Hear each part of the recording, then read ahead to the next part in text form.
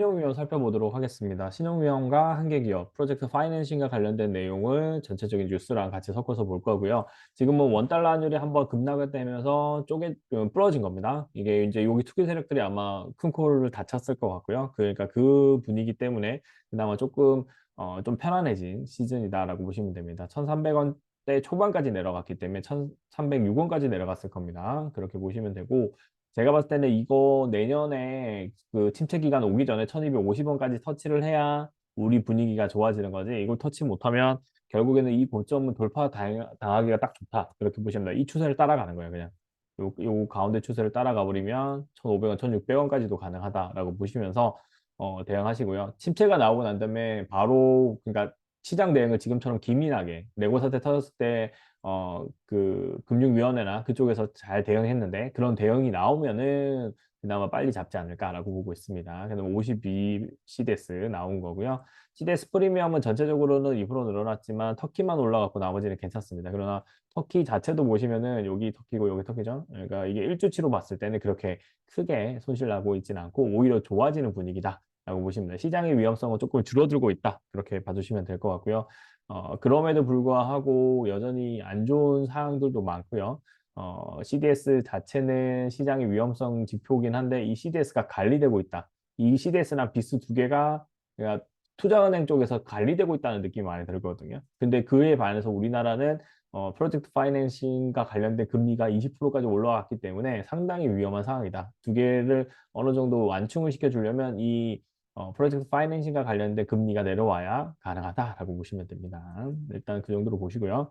자, 한계기업과 제2금융권입니다. 여기 6월 기준으로 봤을 때 이만큼의 그러니까 이자 증가액이 이렇게 늘어난 거예요. 근데 저축은행 프로젝트 파이낸싱이 문제라고 이제 나오고 있고 여기 47.5%가 이달 만기도래. 이게 무서운 거예요. 그 다음에 이런 부분들 같이 있고요.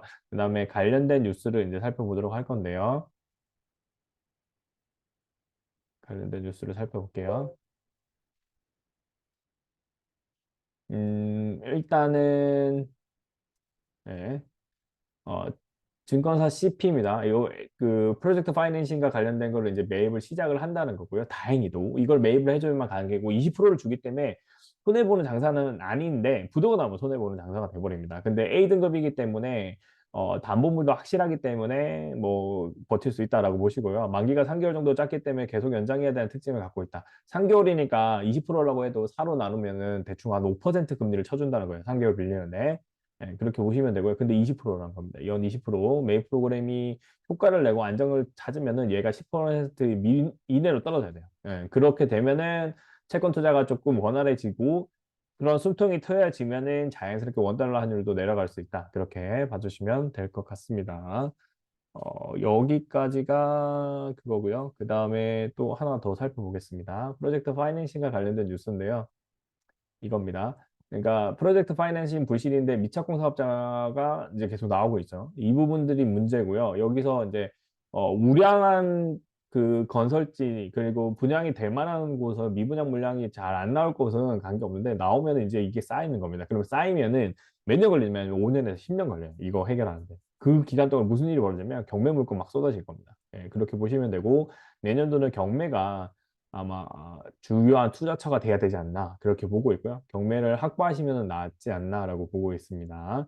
자, 건설제 한국 1만 곳이죠. 얘기를 했는데 40%가 여기 중단됐거나 이렇게 돼 있죠. 그러니까 그렇죠. 그러니까 40 응답한 40군데 중에서 31곳이 이제 정지라는 거죠. 응답을 못 하는 데도 있고 막 그렇다라고 보시면 되고 책임준공이나 연대보증 채무인수 같은 신용 보강을 제공하고 있다라고 하지만 이런 문제들도 같이 연결됩니다. 그래서 긴급 유동성 자본이 필요한 거고 실제로 위기가 오면 제일 먼저 부러지는 데가 금리와 관련돼서 부러지는 데는 건설입니다. 그래서 그 건설인데 우리는 아직 프로젝트 파이낸싱 말고도 그냥 국가가 해야 되는 토목 사업도 제대로 추진 안 한 게 많아요. 그래서 그거를 하반기에 추진을 한다면 조금 숨통은 튀지 않을까라고 보고 있습니다.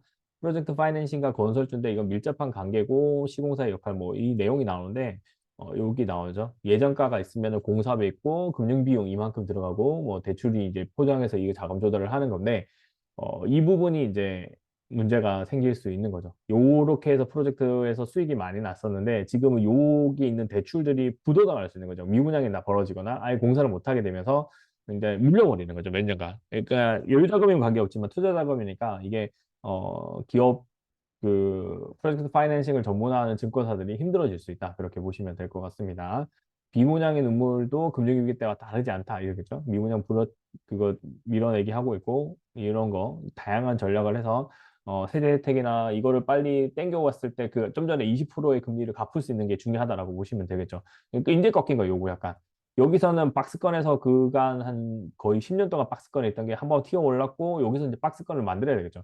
많이 떨어진다고 보진 않아요. 그렇지만 못 버티는 것들은 금매가 나오니까 여기에 매매 가격 지수에서 나오지 않을 거예요. 경매로 넘어갈 거니까. 그러니까 지금 많이 떨어지면 3만 가고 이쪽으로 갈 거예요. 그러니까 가격 지수 한 90 정도까지 떨어질 거고 그 외에는 그러니까 여기는 평탄해 보이는 이유가 뭐냐면 요 급등이기 때문에 평탄한 거거든요. 그러니까 그런 부분들을 생각했을 때는 한동안 한 2, 3년 정도는 천천히 대응하셔도 늦지 않다. 지금 바로 부동산 사는 건 좀 비춘 것 같고요. 저는 최소 6개월은 기다리시는 게 낫다라고 보고 있습니다.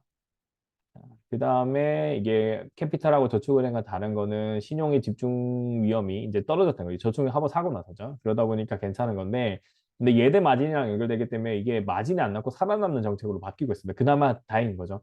FTX 사고가 터져진 거나 FTX 이놈들이 그 고객이 맡긴 돈을 가지고 딴 데 써버렸어요. 근데 그런 일은 안 일어난다는 겁니다. 그렇게 보시면 될 것 같고, 다른 뉴스들도 있는데 여기 메리츠 증권 같은 경우에는 이거를 잘 관리하고 있다는 뉴스인데 이런 뉴스가 나오면 언제나 무서워요. 예, 지금은 수익이 났는데 이제 해수가 안 되는 시점은 6개월 이후라고 보거든요. 이렇게 투자했는데 해수가 안 돼 버리면 이거 무너집니다. 예, 그렇게 보시고 메리츠 증권은 조금 보수적으로 대응하시고요. 어차피 상승장이 아닌 내년도 하반기 그러니까 셀인 메이라고 하잖아요. 11월에 사서 5월에 파는데 5월에 파는 거 확인하고 들어가도 늦지 않지 않을까 그렇게 보고 있습니다. 그렇게 보시면 될 것 같고 프로젝트 파이낸싱과 관련된 이슈가 아직도 그대로 살아있다는 거. 제가 깜짝 놀랐던 건 아까 보여드렸던 요 금리 20%라는 거. 물론 이게 3개월 빌려서 뭐 4분의 1을 하면 5% 금리긴 하지만 그래도 이런 것들이 위험 자산, 혹시라도 디폴트 비슷한 준하는 상황이 벌어지면은 물려버리는 거기 때문에 시장의 위험성은 증대될 수 있다는 거 염두에 두시고 대응을 해주시면 됩니다. 이게 백신 같은 효과는 맞아요. 레고랜드 사태랑 뭐그 하나생명 그쪽 사건도 흥국생명하고 그것도 다 그 백신 같은 거죠. 미리 아 이렇게 무너질 수 있다는 걸 본 거고 내년에 침체 왔을 때 무너질 때가 진짜 무너지는 거고 그때가 제일 위험한 상황이다라고 보시면 됩니다. 미국이 강하기 때문에 주식시장 안 무너진다 그런 거 없어요. 그냥 미국 빼고 나머지 나라들은 다 위험한 상태다라고 보시면서 시장 대응을 해주시면 좋을 것 같습니다. 여기까지 이 위험 2, 위험 3, 한계 위험까지 살펴봤습니다. 감사합니다.